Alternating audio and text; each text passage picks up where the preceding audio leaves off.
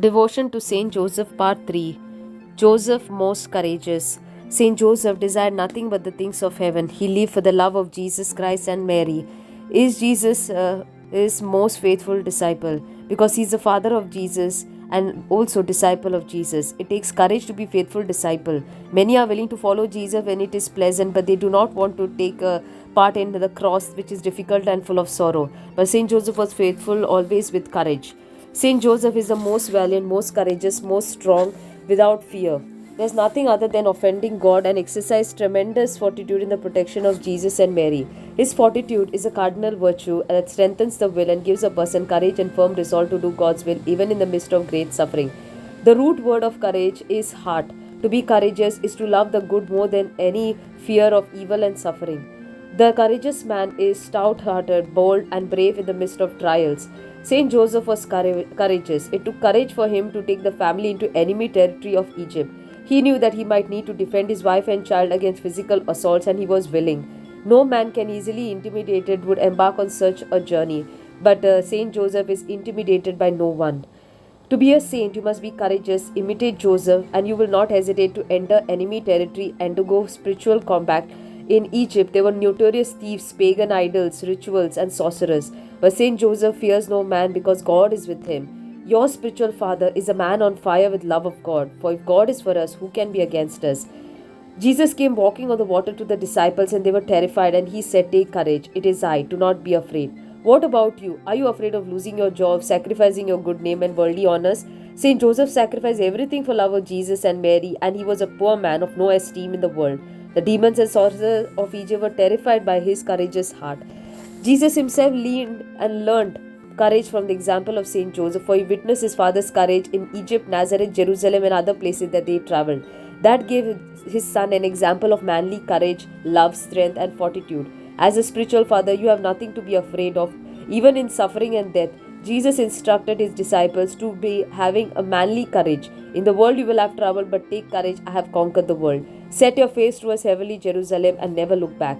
O Joseph, Virgin Father of Jesus and pure spouse of Mary, pray for us daily to the Son of God, that armed with the weapons of grace, we may fight as we ought in this life and be crowned by him in death. Joseph most obedient. Obedience is only considered to be authority limits that freedom, requiring them to hand over their rights to others. This is not the obedience. In fact, obedience to laws is part of a everyday human life. A road sign, for example, doesn't take away a person's freedom.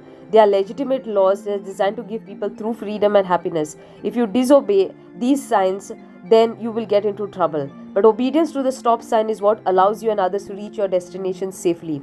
Natural law, divine law are not inhibitors to freedom. In God's plan, the purpose of these laws is to reach the ultimate destination, heaven. If you fail to obey reason and divine, the detects will end up psychologically, anthropologically, spiritually frustrated, run the risk of never reaching heaven. For obedience requires trust. Lack of trust on the part of the first pair, Adam and Eve, caused downfall of humankind into sin. In the Garden of Eden, they were tricked into disobeying God by the serpent, and the devil instilled in their mind doubts regarding God's trustworthiness. Did God really say you would die? Our new parents, Joseph and Mary, trusted God and were willing to suffer for the obedience to God, for they were certain that God has their best interests. Why was St. Matthew so keen to note Joseph's trust in the words received from the message of God, if not to invite us to imitate this loving trust? The devotion of divine mercy, the message is very clear that Saint Faustina loved Joseph very much and frequently turned to him for powerful intercession, asking him to help her do the will of God, and faithful to a mission of spreading the devotion to divine mercy.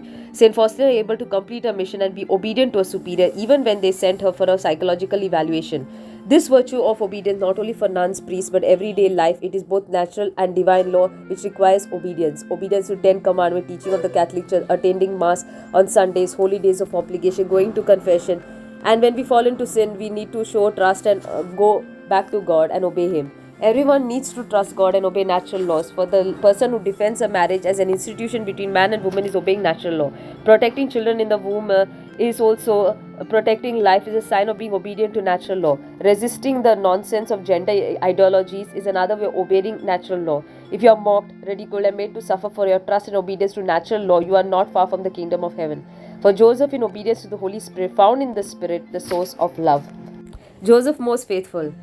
There are three rings in marriage: the engagement ring, the wedding ring, and the suffering. Those who are married know this to be true. Marriage is not easy because it begins with honeymoons and filled with many hardship, trials, and difficulties because their marriage has to work through mutual love, sacrifice, and faithfulness. The Christian relationship with God is a spiritual marriage and requires mutual love, sacrifice, and faithfulness. Those who are espoused to God need to be faithful in good times, bad, sickness and health, riches and poverty. And Saint Joseph was always faithful to his wife and to God. Faith is one of the three theological virtues: faith, hope, and charity. What exactly is faith and how is it defined? It's assurance of things hoped for, conviction of things not seen. For Christian, faith acknowledges that Jesus is God and adheres to his teaching and trusts his promises. A Christian is called to a faith in Jesus and trust in him. Acknowledging who Jesus is just not enough, because demons also acknowledge it, but they don't love and trust him. Saint Joseph, on the other hand, is a model of faith and trust. He knows who Jesus is and trusts in him. So Saint Joseph holds fast to Jesus' word even when his mind and senses are unable to completely understand what Jesus said. Saint Joseph exercised an active, trusting, and zealous faith. He never doubted divinity of Jesus or his power to conquer evil. In this world, Jesus looked like any ordinary child, but Saint Joseph knew he was God. He adored his God in the cradle, in the home at Nazareth, in the temple at Jerusalem, and as a grown-up man in his workshop. Saint Joseph was always aware in seeing Jesus, he was seeing the Almighty Father. Saint Joseph was faithful to Jesus in good times and in bad times, birth of Jesus, Bethlehem, and when Jesus was lost in the temple. He was faithful in health and sickness, teaching Jesus to be a good carpenter and dying in the arms of Jesus. He was faithful to Jesus in riches and poverty, when gold was given to Jesus by the Magi, and when the gold ran out and they lived in poverty in Egypt. Today it's not easy to be faithful to Jesus, for the world tells us to distrust Jesus and his promises and do not love him. If you live according to teachings of Jesus, you'll be ridiculed, mocked by the world and even by your family and friends. Should you endure exile and isolation out of love for Jesus? It is worth it. Should you suffer financial loss out of love for the truth? Yes, it is worth it. If you are belittled, spoken ill of, calumniated because of your stance against abortion, homosexual marriages and contraception, your reward will be great in heaven. For you imitate the faith and loving trust of Saint Joseph. Be steadfast in trusting in your faith. It is precisely this intrepid faith of Saint Joseph that the Church needs today in order to be courageously dedicating herself to the urgent task of new evangelization.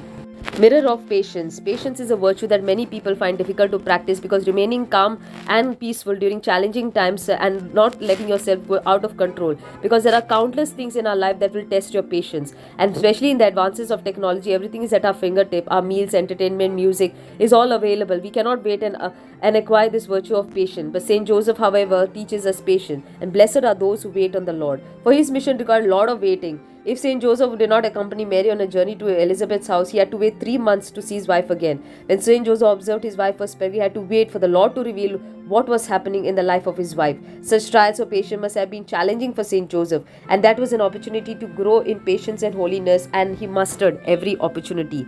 He displayed heroic patience in Egypt after his wife and newborn child were sent to a different country with different language, culture, religion, and currency, and that filled his heart with anxiety. Finding work and food in shelter in Egypt was not easy. For a husband and a father, what should be the constant state of anxiety? He had no idea how long he will be in Egypt, yet in every situation he was peaceful, kind, calm, and abundant to divine providence. Exercising patience does not mean person will be free of anxiety. When Jesus was lost in the temple for 3 days, we are told that they searched for their beloved with great anxiety. They were greatly concerned but boundless confidence in divine providence. You are going through trials in life which will test your faith and patience and love. Whether you like it or not, the patient going to be tried.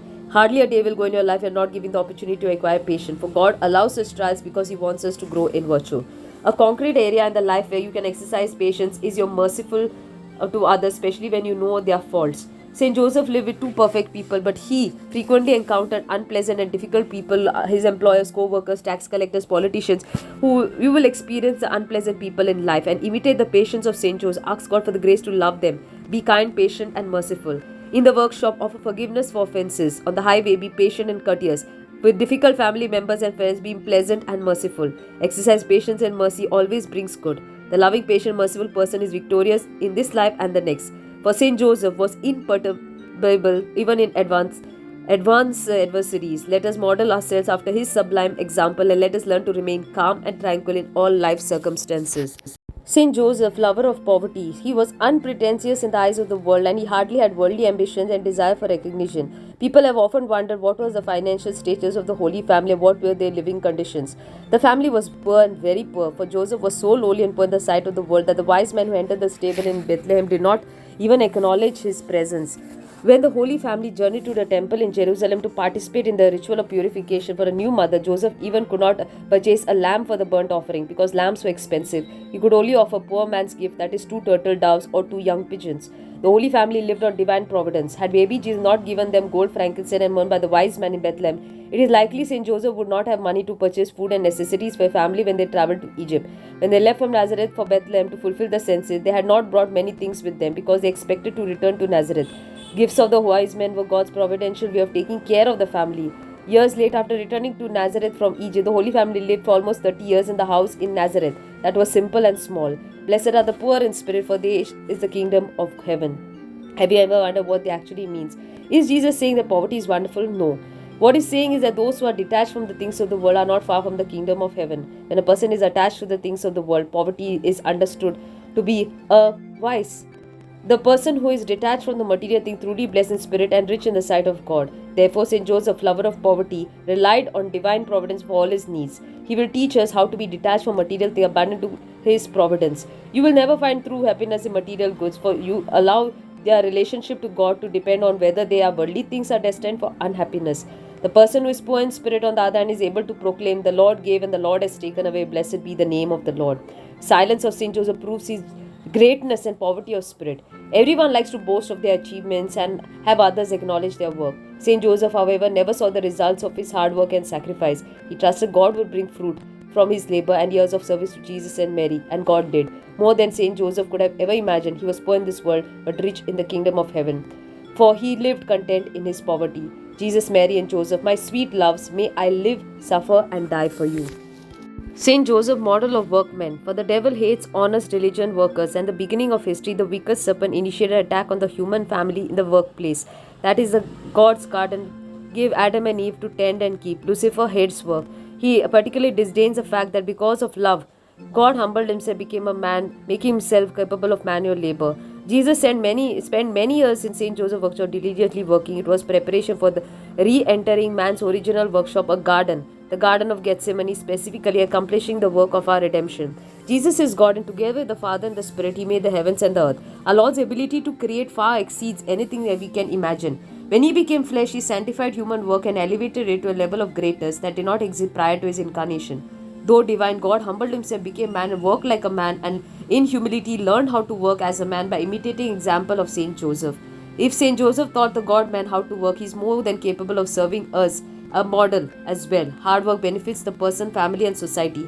For Saint Joseph belongs to the working class, and he bore the burdens of poverty for himself and the Holy Family, whose tender and vigilant head he was. Work is not always easy and pleasant. Putting in hard days' work can be taxing on the mind, body, and soul. Work can be burdensome. And as a carpenter, Jesus knew this beforehand. He offers comfort to all those by living by the sweat of their brow. Come to me, all who labor and are burdened, I will give you rest. Take my yoke and learn from me, for I am meek and humble of heart, you will find rest for your soul. For my yoke is easy, my burden is light. Our Lord desired to do manual labor for many years before initiating public ministry. He did it because he wanted to sanctify work and teach us that work is honorable, pleasing to God. But you should not become workaholics, because it does not benefit us, a society or family. God does not delight workaholism. Jesus learned the proper place of work in his life through the loving example of Saint Joseph. For Saint Joseph made time for God, family, recreation, and rest. And through his model, the different aspects of human life for Jesus, he taught him the most important lessons. He served as a model for workmen for the imitation of those who work for salvation of souls, deacons, priests, bishops, and religious. Consecrated souls also work diligently and faithfully in God's vineyard. This work too can be difficult and burdensome without any rewards. They also need rest and recreation. On rare occasion, God gives extraordinary graces for a person to perform heroic penances, fast, and mortification. However, God never desires for the person to burn out from exhaustion. He wants them to take delight in the streams and the forests and the sunsets. He wants priests and nuns who are like Saint Joseph, loving, prayerful, hardworking, and not afraid to rest. Let us ask Saint Joseph to foster staunch vocations for our Lord.